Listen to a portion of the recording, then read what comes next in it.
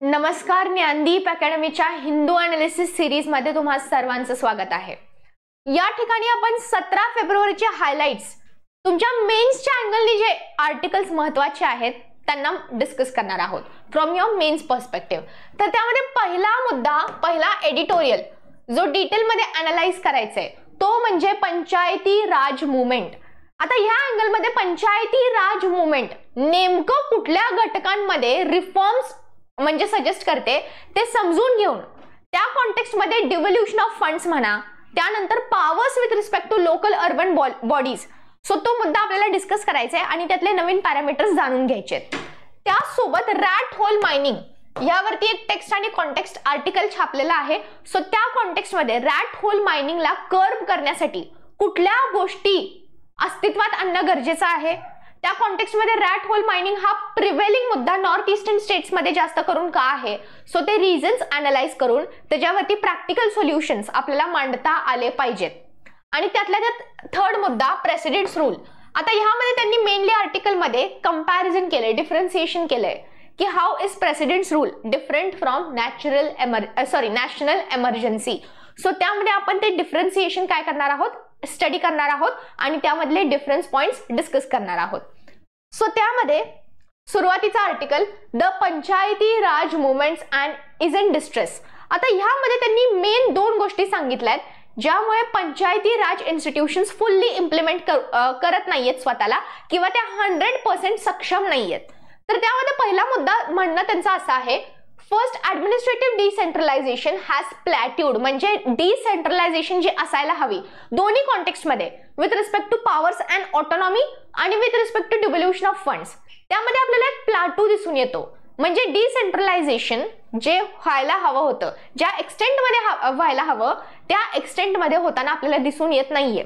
डिसेंट्रलायझेशनच्या बाबतीत आपल्याला दिसून येत आहे की डिव्होल्यूशन ऑफ फंड्सच्या बाबतीत किंवा त्या ठिकाणी पॉवर्सच्या बाबतीत आपल्याला स्टेट गव्हर्नमेंटकडून लोकल बॉडीजकडे जी ऑटोनॉमी आणि जे फंड्स डिव्होल्यूट करण्यात आले पाहिजेत ते केलेलं दिसून येत नाहीये।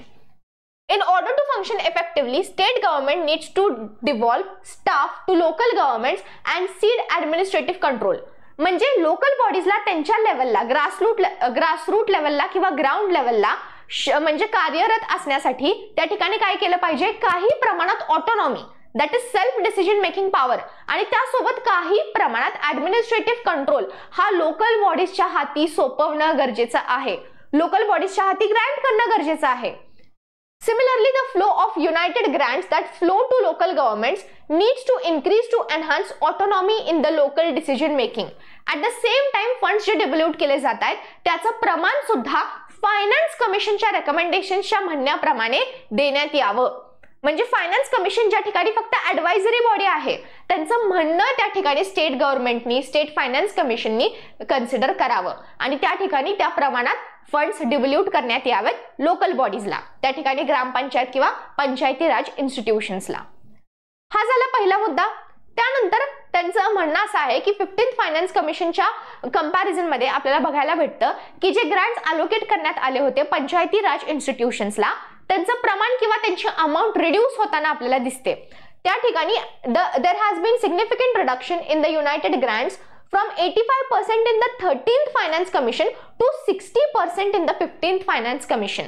म्हणजे ज्या ठिकाणी 85% फंड्स डिव्होल्यूट करण्यात येत होते 13th फायनान्स कमिशनच्या वेळेस, त्याच ठिकाणी आपल्याला 15th फायनान्स कमिशनच्या वेळेस बघायला भेटतं की फक्त 60% फंड्स हे डिव्होल्यूट केले जातात लोकल बॉडीजला, जो की कमी आकडा आहे किंवा सफिशियंट नाहीये।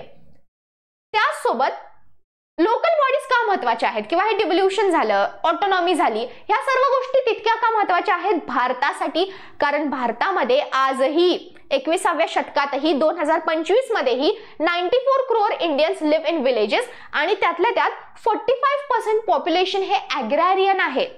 म्हणजे भारतामध्ये 45% जनतेचं पोट हे शेतीवरती अवलंबून आहे।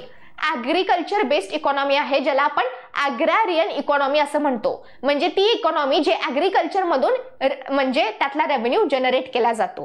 सो त्या ठिकाणी आपल्याला बघायला भेटतं की 94 करोड इंडियन आजही गावांमध्ये राहतात आणि त्यातल्या त्यात 45% पॉप्युलेशन हे ऍग्रॅरियन बेस्ड इकॉनॉमी आहे। सो अशा देशामध्ये ultimately urban local bodies, village level governance हे म्हणजे कार्यरत असणं, सक्षम असणं खूप जास्त महत्वाचं ठरतं. आता याला सक्षम करण्यासाठी हा झाला न्यूजपेपर मधला अँगल. त्यामध्ये त्यांनी जास्त फॅक्ट्स असे मांडलेले नाहीयेत. आता या ठिकाणी जर तुम्हाला मुद्दा आला पेपरमध्ये, प्रश्न जर आला पेपरमध्ये, तर प्रश्न कसा येणार आहे की बाबा त्या ठिकाणी काही कमिटीची नावं तुम्हाला मांडावी लागू शकतात की बाबा अमुक अमुक कमिटीनी, अमुक अमुक चेअरमॅननी हे रेकमेंडेशन सांगितले होते. कशासाठी? पंचायती राज इन्स्टिट्यूशन मध्ये सुधारणा किंवा त्यामध्ये रेव्होल्युशन्स आणण्यासाठी. सो ती मतं मांडताना तुम्हाला काही फॅक्ट्स तिथं मांडणं गरजेचं आहे. त्यामध्ये पहिला मुद्दा, standing committee on rural development जेव्हा बसवण्यात आली होती under chairmanship of Venugopal. So Venugopal कमिटीचं काय म्हणणं होतं in context of Panchayati Raj institution और लोकल बॉडीज, ते आपण बघूया. पहिला मुद्दा, the committee noted that mandatory meetings of panchayats were not taking place and had poor attendance especially from women representatives. म्हणजे ज्या ठिकाणी ग्रामपंचायतच्या मीटिंग्स वेळोवेळी कंडक्ट झाल्या पाहिजेत त्या होत नव्हत्या, आणि जरी झाल्या तरी त्यामध्ये खूप कमी रिप्रेझेंटेशन होतं लोकांचं, खासकर महिलांचं. सो त्या ठिकाणी adequate number of women representative त्या मीटिंग्स मध्ये सहभागी नव्हत्या. सो त्या कमिटीने काय सजेस्ट केलं की त्या ठिकाणी एक कोरम एस्टॅब्लिश करण्यात यावा. तुम्ही पार्लमेंटमध्ये पण हा शब्द शिकता, कोरम. कोरम म्हणजे काय? बेअर मिनिमम, म्हणजे मिनिमम अटेंडन्स जो एखाद्या सेशनसाठी किंवा मीटिंगसाठी कंपल्सरी असावा, आणि जर तो नसेल तर त्या ठिकाणी प्रिसाइडिंग ऑफिसर काय करू शकतो? ती मीटिंग रद्द करू शकतो. So that is quorum, that is minimum attendance. सो त्या ठिकाणी कमिटीचं म्हणणं काय होतं की ग्रामसभेच्या मीटिंग्स मध्ये सुद्धा एक कोरम ठरवण्यात यावा की मिनिमम एवढे लोक त्या ग्रामसभेच्या मीटिंग मध्ये सहभागी असलेच पाहिजेत. So there needs to be quorum in the Gram Sabha meetings for participation of Panchayati representatives including women. महिलांसाठी सुद्धा तिथे रिप्रेझेंटेशन मध्ये कोरम मध्ये एक विशेष तरतूद असावी. आणि हे का म्हणजे म्हणणं हे का आणण्यात आलं होतं? कारण इट वॉज सीन दॅट ज्या मीटिंग्स होत होत्या ग्रामसभेच्या त्या वेळोवेळी कंडक्ट होत नव्हत्या, आणि जरी झाल्या तरी त्यामध्ये महिलांचं रिप्रेझेंटेशन खासकर कमी होतं, आणि त्यातल्या त्यात लोक सुद्धा तितकीशी व्हॉलेंटरली पार्टिसिपेट करत नव्हती. त्यानंतर subjects like fuel and fodder, non conventional energy sources जसे की बायोगॅस झालं, rural electrification including distribution of electricity, non formal education म्हणजे वर्नॅक्युलर लँग्वेज मधलं primary education, small scale industries including food processing industries, technical training and vocational education have not been devolved to certain states. म्हणजे काही states मध्ये जे असे local matters आहेत जे actually local बॉडीजच्या हातात सोपवण्यात आले पाहिजेत, स्टेट गव्हर्नमेंटनी ही ऑटोनॉमी लोकल बॉडीजला दिली पाहिजे की बाबा ते फ्युअल आणि फॉडरच्या बाबतीत, नॉन कन्व्हेन्शनल एनर्जीच्या बाबतीत काही नियम बनवू शकतात किंवा काही तरतुदी सेल्फ गव्हर्नन्स करू शकतात, ऑटोनॉमस फंक्शनिंग करू शकतात. अशी पॉवर स्टेट गव्हर्नमेंटने काय केली पाहिजे? लोकल बॉडीजला ग्रँट केली पाहिजे. पण आजही भारतामधल्या काही स्टेट्समध्ये असं दिसून येत आहे की in certain aspects of fuel and fodder, non conventional energy, त्यातल्या त्यात distribution of electricity, non formal education, small scale industries, ह्या बाबतींमध्ये किंवा ह्या मॅटर्समध्ये लोकल बॉडीजला हस्तक्षेप म्हणजे इंटरफेअर करण्यास मनाई होती, किंवा लोकल बॉडीजकडे कुठल्याही प्रकारची ऑटोनॉमी किंवा पॉवर नव्हती, कंट्रोल नव्हता ह्या सब्जेक्ट मॅटर्सवरती, जे की चुकीचं आहे. फाईन. सो त्या ठिकाणी ह्या कमिटीचं म्हणणं काय होतं? वेणुगोपाल कमिटी यांच्या कमिटीचं म्हणणं काय होतं की ह्या सब्जेक्ट मॅटर्समध्ये प्रत्येक स्टेटनी त्यांच्या लोकल बॉडीजला ऑटोनॉमी द्यावी, ऍडमिनिस्ट्रेटिव्ह कंट्रोल द्यावा ह्या मॅटर्समध्ये. त्यानंतर फंडिंगच्या बाबतीत काय म्हणणं होतं वेणुगोपाल कमिटीचं? ते पण म्हणणं जास्त महत्वाचं ठरतं, कारण एडिटोरियल मध्ये सुद्धा त्यांनी फंडिंग बद्दल खास मेन्शन केलंय की बाबा जे फंड्स अलोकेट करण्यात यावेत, जे ग्रँट्स अलोकेट करण्यात आले पाहिजेत ते अलोकेट केले जात नाहीयेत from the state government to the urban local bodies like these Panchayati Raj institutions. मग त्यामध्ये फंडिंगच्या बाबतीत बघा त्यांनी एक एक्झाम्पल दिलंय, एक लाईव्ह सिनॅरिओ दिलाय. राजीव गांधी पंचायत सशक्तीकरण अभियान which was implemented from 2013 to 2016 to address issues such as inadequate infrastructure, manpower training, advocacy of devolution of power to the Panchayati Raj institutions. Okay, so since 2016 the state component of the scheme was delinked from central support due to large devolution of funds from the 14th Finance Commission. म्हणजे 14th finance कमिशननी जास्त funds डिव्होल्यूट केल्यामुळे state सरकारला त्या ठिकाणी त्यांचं म्हणणं काय आहे, state component of the scheme was delinked from central support, म्हणजे त्या ठिकाणी सेंट्रल ग्रँट्सला काय करण्यात आलं होतं, डिनाय करण्यात आलं होतं. The committee recommended that strengthening of panchayats through capacity building, that is infrastructure. आता इन्फ्रास्ट्रक्चर इथं काय असू शकतं, त्यामध्ये बघा शाळांची सुधारणा, म्हणजे ज्या प्रायमरी शाळा आहेत त्यांचं बेसिक इन्फ्रास्ट्रक्चर असणं गरजेचं आहे. ठीक आहे, म्हणजे त्यामध्ये बेसिक काही बेंचेस, टीचर्ससाठी स्टूल टेबल म्हणा, ब्लॅकबोर्ड म्हणा, ऍटलिस्ट एवढ्या बेसिक अम्युनिटीज तरी असाव्यात. ओके, बेसिक राहण्यासाठी लाईट, इलेक्ट्रिसिटी त्या स्कूल्समध्ये असावी. त्यानंतर रोड्सचं बोलायचं झालं तर विलेजेसमध्ये देखील, रूरल एरियाजमध्ये देखील रोड्स वेल इक्विप्ड असावेत, रोड्सची कंडिशन व्यवस्थित असावी. त्या सगळ्या दृष्टिकोनातून capacity building, that is infrastructure उभं करणं, आणि training should be given more encouragement from centre and state governments. So त्या ठिकाणी कमिटीची शिफारस अशी होती की त्या ठिकाणी इन्फ्रास्ट्रक्चर उभं करण्यासाठी जे फंड्स लागणार आहेत, जो पैसा लागणार आहे, तो सेंटर आणि स्टेटनी वेळोवेळी लोकल बॉडीजला पुरवण्यात यावा, in the form of grants or in the form of devolution of funds for that purpose. So ह्या तरतुदी रेकमेंड करण्यात आल्या होत्या कुणाद्वारे, बाय वेणुगोपाल कमिटी, ज्या ठिकाणी standing committee on rural development establish करण्यात आली होती under chairmanship of Venugopal. So yes, जर या ठिकाणी तुम्हाला पंचायती राजवरती एखादा एसे म्हणा, एखादा प्रश्न म्हणा जर विचारण्यात आला की बाबा त्या ठिकाणी कुठल्या स्कीम्समध्ये किंवा कुठल्या अँगल्समध्ये सुधारणा करणं गरजेचं आहे, तुम्ही डेफिनेटली ह्या कमिटीचे रेकमेंडेशन्स मांडू शकता. फाईन.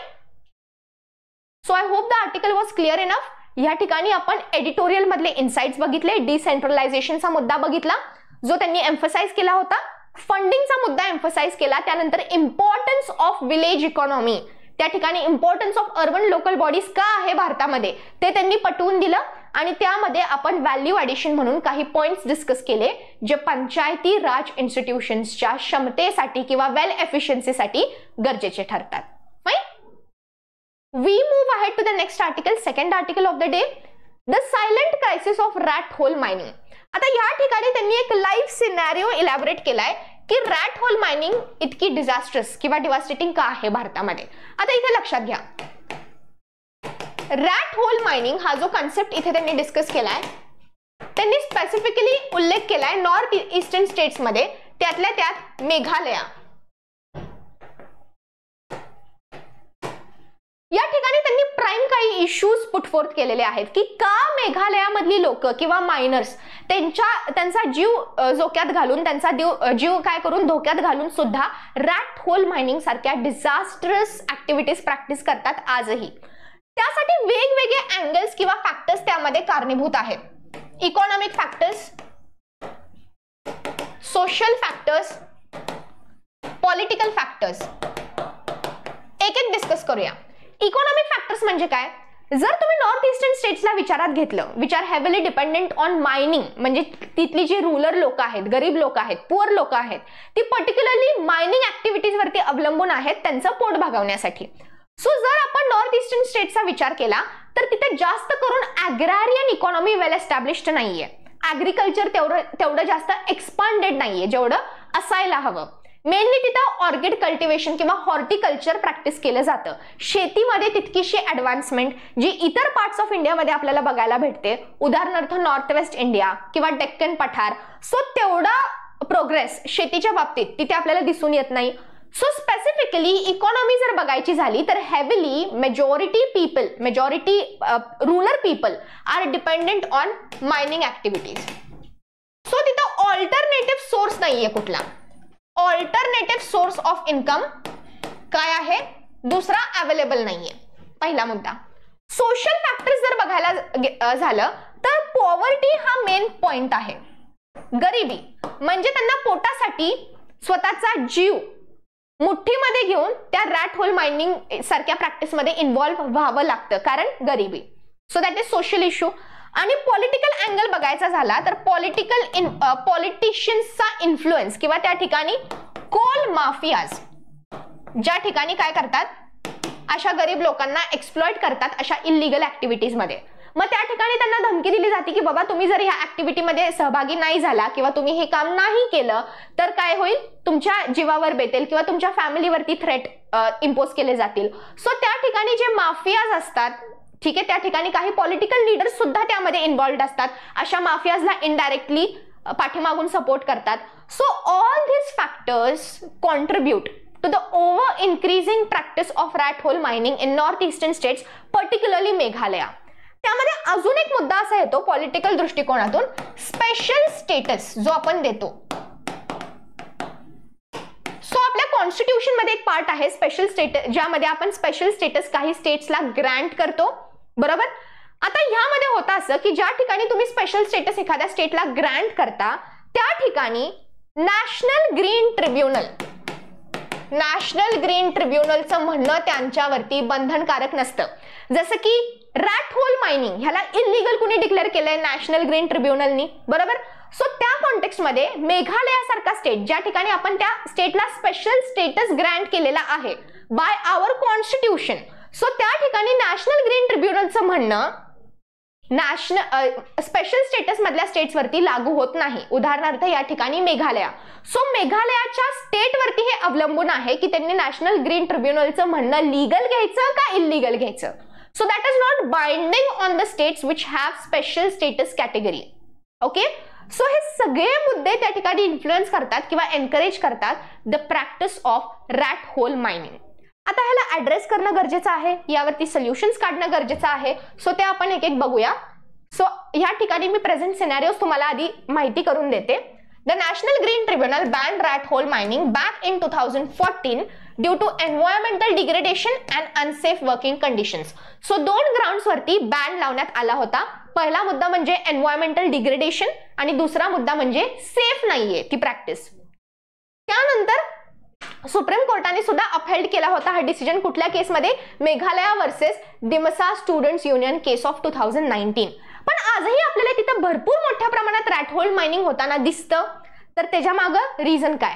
त्याच्या मागं रिझन असा आहे, pressure from coal mafias and local politicians who profit from these illegal operations. म्हणजे अशा इलिगल गोष्टी ज्या तिथं होतात, इलिगल पद्धतीने कोल एक्स्ट्रॅक्ट केला जातो deep from inside the earth. So त्याच्यामुळे अल्टिमेटली पॉलिटिशियन्सचा फायदा होतो, ते फायद्यामध्ये राहतात आणि त्यांना स्वतःला फायद्यामध्ये ठेवण्यासाठी अशा गरीब लोकांचं त्या ठिकाणी काय केलं जातं, एक्सप्लॉयटेशन केलं जातं. त्यांच्यावरती प्रेशर टाकला जातो की त्यांची इच्छा असो किंवा नसो, they have to engage in that activity, in that illegal activity. Meghalaya गव्हर्नमेंटनी वेळोवेळी असे काही अमेंडमेंट्स किंवा अशा काही स्कीम्स, ऍक्ट्स डिवाइस करण्याचा प्रयत्न केलाय ज्यांनी रॅट होल मायनिंगला लीगलाइज करण्याचा प्रयत्न केला होता. उदाहरणार्थ, the Meghalaya government has attempted to secure exemption from Schedule 6 paragraph 12A subclause B of the Constitution to regulate coal mining on its own terms. म्हणजे स्वतःच्या मर्जीने, स्वतःच्या इच्छेनुसार कोल मायनिंगला रेग्युलेट करण्यासाठी त्यांनी काय करण्याचा प्रयत्न केला होता, section 6 of schedule 12 subclause A subclause B पासून एक्झेम्प्ट करण्याचा प्रयत्न केला होता. पण तो प्रयत्न यशस्वी झाला नव्हता, कारण त्याला ग्रीन सिग्नल पार्लमेंटनी किंवा सेंटरनी दिलं नव्हतं. आता त्यामध्ये हे झाले सगळे प्रेझेंट प्रॉब्लेम्स किंवा सिनारिओज जे आपण डिस्कस केले. पॉलिटिकल सिनारिओ बघितला, सोशल सिनारिओ बघितला, इकॉनॉमिक अँगल बघितला. आता यावरती प्रॅक्टिकल सोल्युशन काय हे आपण डिस्कस करूयात. सो मल्टीफॅसेटेड अप्रोच गरजेचा आहे. मल्टीफॅसेटेड अप्रोच म्हणजे काय? ज्या ठिकाणी करप्शन होत आहे फ्रॉम द पॉलिटिशियन्स, ते थांबवणं गरजेचं आहे. त्याच्यावरती स्ट्रिक्ट रेग्युलेशन्स आणि पेनल्टीज लावणं गरजेचं आहे. दुसरा मुद्दा, ज्या ठिकाणी आपण इकॉनॉमिक अँगल बघितला की तिथं ऑल्टरनेटिव्ह नाहीयेत, अशा लोकांना alternative sources of income available करून देणं ही सरकारची जबाबदारी आहे. तुम्ही त्या ठिकाणी इको टुरिझमला मोटिवेशन द्या, जेणेकरून काय होईल, जी लोक अशा मायनिंग ऍक्टिव्हिटीज मध्ये एंगेज आहेत त्यांच्याकडे ऑल्टरनेटिव्ह सोर्स ऑफ इन्कम असेल आणि ते अशा ऍक्टिव्हिटीज मध्ये एंगेज होणार नाहीत. त्यानंतर तुम्ही तिथे ऍग्रिकल्चर एक्सपांड करायला किंवा ऍग्रिकल्चर एनरिच करण्याचा प्रयत्न करा. So these are the alternative जे आपल्याला एकत्रितपणे काय केले पाहिजेत, पार पाडले पाहिजेत. That is multifaceted approach. म्हणजे आपण इथे एक गोष्ट दुरुस्त करून आपण आउटकम एक्सपेक्ट करू शकत नाही. मल्टिपल अँगल्स मध्ये आपल्याला काही सुधारणा किंवा रेव्होल्युशन्स घडवून आणण्याची गरज आहे. If we want to put a full stop on rat hole mining, so that is we need a multifaceted approach. हा शब्द महत्वाचा आहे. त्यामध्ये criminalisation of rat hole mining, सर्वात आधी कायदा बनवणं गरजेचं आहे, कारण भारतामध्ये जोपर्यंत कायदा बनत नाही तोपर्यंत कुठलीही गोष्ट इल्लीगल कन्सिडर केली जात नाही किंवा चुकीची किंवा अवैध मानली जात नाही. सो त्यासाठी लीगलाइज्ड पद्धतीने काम करा. त्या ठिकाणी आपल्याला काय केलं पाहिजे, रॅट होल मायनिंगला क्रिमिनलाइज केलं पाहिजे. म्हणजे रॅट होल मायनिंग जर तुम्ही प्रॅक्टिस केली तर तो क्रिमिनल गुन्हा आहे असं डिक्लेअर करण्यात यावं. Okay, so criminalisation of rat hole mining. त्यानंतर स्ट्रिक्टर पेनल्टीज अंडर सेक्शन 21, म्हणजे जर रॅट होल मायनिंग तुम्ही प्रॅक्टिस केली तर तुमच्यावरती खूप म्हणजे सक्त कारवाई होईल, स्ट्रिक्ट कारवाई होईल, अशा प्रोव्हिजन्स असावेत. त्यानंतर ensuring compliance requires incorporating the ban into state specific regulations under section 23C of the mines and minerals regulation act. त्यासोबत सर्वात महत्त्वाचं जसं मी म्हटलं, alternative livelihoods for mining dependent communities, उदाहरणार्थ इको टुरिझम, म्हणजे त्यांना alternative source of income state सरकारने काय केलं पाहिजे, अवेलेबल करून दिलं पाहिजे, जेणेकरून ती लोक अशा हॅझार्डस ऍक्टिव्हिटीज मध्ये स्वतःला ओढून घेणार नाहीत. त्यानंतर technology can play a transformative role. Ultimately ज्या ठिकाणी तुम्ही म्हणजे पॉलिटिशियन्सला ज्या ठिकाणी फायदा हवाय तो फायदा टेक्नॉलॉजीच्या मदतीने पण घेतला जाऊ शकतो. त्यासाठी जिवंत लोकांचा जीव धोक्यात टाकण्याची गरज नाहीये. सो ज्या ठिकाणी तुम्ही डीप म्हणजे क्रस्ट मधून कोल एक्स्ट्रॅक्ट करताय रॅट होल मायनिंगच्या पद्धतीने, त्या ठिकाणी तुम्ही काय करा, नवीन टेक्नॉलॉजी डिव्हाइस करा जी त्या कोलला एक्स्ट्रॅक्ट करेल with the same advantage and same profits. So त्या ठिकाणी technology can play a transformative role. त्यानंतर satellite based monitoring can be done to track mining operations. त्या ठिकाणी तुम्ही काय करू शकता, मायनिंग ऍक्टिव्हिटी तुम्हाला ऑपरेट करायची असेल सक्षम पद्धतीने तर त्या ठिकाणी तुम्ही सॅटेलाइट मॉनिटरिंगची मदत किंवा त्याला इनकॉर्पोरेट करू शकता, जेणेकरून प्रोसेस अजून जास्त प्रिसाइज आणि एफिशियंट होऊन जाईल. फाईन. सो हा झाला न्यूजपेपरचा अँगल. त्याच्या पलीकडे जाऊन तुम्ही ऍडिशनली अजून काय विचार करू शकता, अजून काय लिहू शकता या आर्टिकलमध्ये, तर बघा, इन्व्हेस्टिंग इन रिन्युएबल एनर्जी, म्हणजे इतकं जास्त तुम्ही इन्व्हेस्ट केलं रिन्युएबल एनर्जीमध्ये की तुम्हाला नॉन रिन्युएबलची गरजच नाही पडली. आता बघा, हे बोलणं ऍक्च्युली हा पॉइंट प्रॅक्टिकली पॉसिबल नाहीये, पण yes you can think about this point and you can present this point की त्या ठिकाणी तुम्ही काय करू शकता, प्रायोरिटाइज रिन्युएबल एनर्जी सोर्सेस, जेणेकरून कोलवरचा आपला डिपेंडन्स पूर्णपणे थांबणं तर शक्य नाहीये पण ऍटलिस्ट कमी होईल. Okay, so encouraging renewable energy to reduce dependency on coal. त्यानंतर lack of other sources of employment including agriculture leaves people with no choice but to risk their lives by working in illegal coal mines which function without any safety measure. So त्या ठिकाणी आपण काय करू शकतो, बाकीच्या primary activities मध्ये तिथल्या लोकांना एंगेज करू शकतो अदर देन मायनिंग. ठीक आहे, दॅट इज ऑल्टरनेटिव्स. आणि टॅकल पॉवर्टी, म्हणजे गरिबी टॅकल करा in the states of north eastern states of India. यामध्ये काही फॅक्ट्स आहेत की मेघालयामध्ये जास्त करून विशिष्ट करून कुठल्या लोकेशनमध्ये, जसं की जयंतिया हिल्स मध्ये जास्त करून मायनिंग ऍक्टिव्हिटी कॅरी आउट केली जाते, रॅट होल मायनिंग घडतं. त्यामध्ये 40 मिलियन टन्स एवढा कोलचा साठा आहे, रिच साठा आहे, जो पॉलिटिशियन्स आणि बाकी श्रीमंत लोकांच्या पॉकेट्समध्ये पैसा ओढून घेतो. त्यानंतर no policy, unlike rest of the country, local communities in Meghalaya own the hills and possess rights over its minerals, कारण Meghalaya is included under 6th schedule of the constitution. आणि ज्या ठिकाणी 6th schedule of the constitution मध्ये ज्या स्टेट्सचा उल्लेख होतो त्या ठिकाणी मेजॉरिटी सेंट्रल लॉज किंवा कायदे हे तिथल्या स्टेट्सवरती लागू होत नाहीत. सो तो एक अंडरलाईंग पॅरामीटर आहे किंवा ड्रॉबॅक आहे. ओके, आणि त्यासोबत एन्व्हायरमेंटल इम्पॅक्ट अशा रॅट होल मायनिंगचा काय होतो की त्या ठिकाणी this leads to pollution in the rivers आणि air pollution due to destruction of vegetation and severely impacts agricultural land. Okay, so these were the environmental impact. So अशा प्रकारे तुम्ही जर वेळ पडली तर इथे हे सगळे मुद्दे मांडू शकता की कसं तुम्ही रॅट होल मायनिंगला टॅकल करू शकता, त्याचं प्रमाण कमी करू शकता by providing alternatives to the villages और to the rural communities, tackling poverty in the region, shifting towards renewable energy sources and criminalizing the rat hole mining activity, ज्या ठिकाणी स्ट्रिक्ट कारवाई किंवा स्ट्रिक्ट पेनल्टीज इम्पोज केल्या जातील. Okay, next article for the day, last article, how does a presidents rule function. ह्या ठिकाणी presidents rule कशी execute केली जाते आणि बेसिकली ह्यामध्ये त्यांनी मेनली डिस्कस केलंय what are the differences between national emergency and president's rule, किंवा ज्या ठिकाणी प्रेसिडेंट्स रूलला आपण काय म्हणतो, कॉन्स्टिट्यूशनल एमर्जन्सी असं म्हणतो. आता या ठिकाणी बघा, नॅशनल एमर्जन्सी आणि प्रेसिडेंट्स रूल या ठिकाणी पिरियड म्हणजे किती टाइम पिरियड साठी एक्सटेंड होती. National emergency indefinite time period साठी एक्सटेंड होऊ शकते, पण 44th अमेंडमेंटने त्यामध्ये कंडिशन काय घातली की एव्हरी 6 महिन्यांनी ती रिन्यू करण्यात यावी. आणि त्या ठिकाणी if you are talking about president's rule, just give me a minute.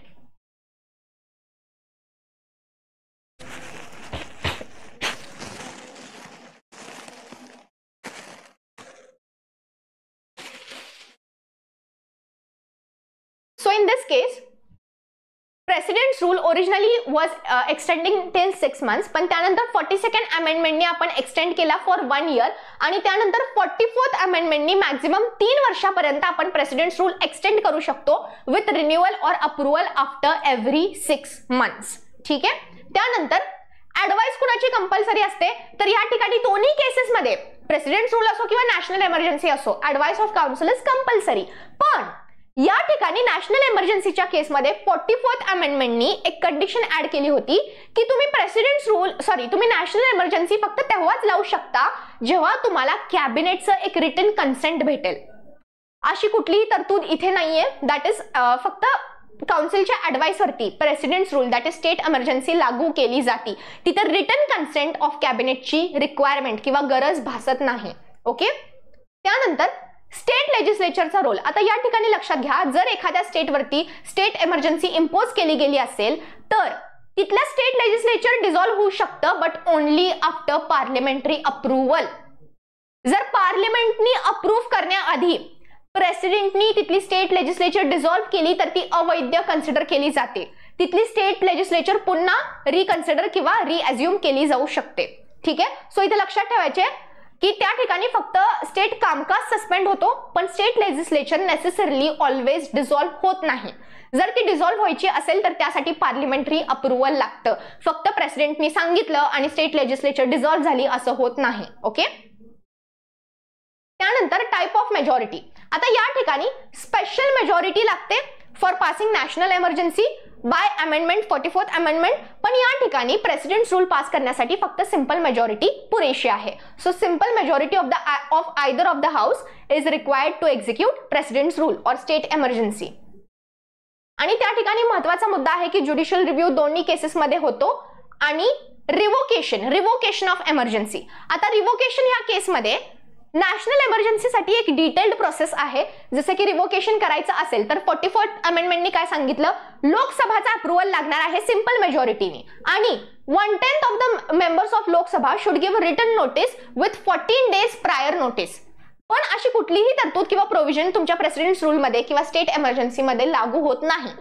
Simply काउन्सिलने सांगितलं प्रेसिडेंटला तर काउन्सिलच्या ऍडवाइसच्या अनुसार प्रेसिडेंट काय करतो, स्टेट एमर्जन्सीचं रिव्होकेशन करतो. So that is the provision with respect to state emergency. Fine. So हे काही महत्वाचे डिफरन्स पॉइंट्स होते जे पॅरेग्राफच्या फॉर्म मध्ये इथे मांडण्यात आलेले आहेत या आर्टिकल मध्ये.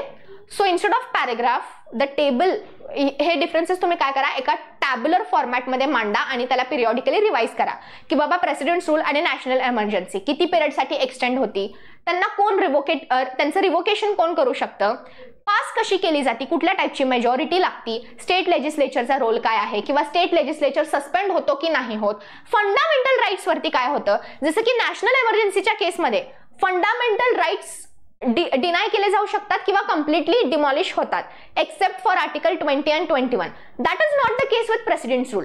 प्रेसिडेंट्स रूलच्या केसमध्ये फंडामेंटल राईट्स वरती कुठलाही परिणाम पडत नाही. फंडामेंटल राईट्स आहे तसे राहतात, आहे तसे ऍप्लिकेबल सुद्धा राहतात. Okay. So those were the different points which were discussed in this article regarding presidents rule की बाबा प्रेसिडेंट्स रूल नेमकं कसं काम करते किंवा कसं एक्झिक्यूट करते. So that's all we have for today. आजचे हे जे 3 आर्टिकल्स होते ते मेन्सच्या दृष्टिकोनातून खूप जास्त महत्वाचे आहेत. ओके. सो ह्या ठिकाणी जे आपण हिंदू अनालिसिस रोज घेतो, लक्षात घ्या UPSC किंवा MPSC चे विद्यार्थी असो, या ठिकाणी आपण तुमच्या आन्सर रायटिंगचा किंवा मेन्सचा अँगल कन्सिडर करतो आणि कमी प्रमाणात प्रिलिम्सचा अँगल कन्सिडर केला जातो. सो अशा प्रकारे आजचा आर्टिकल आपण इथे कन्क्लूड करतो.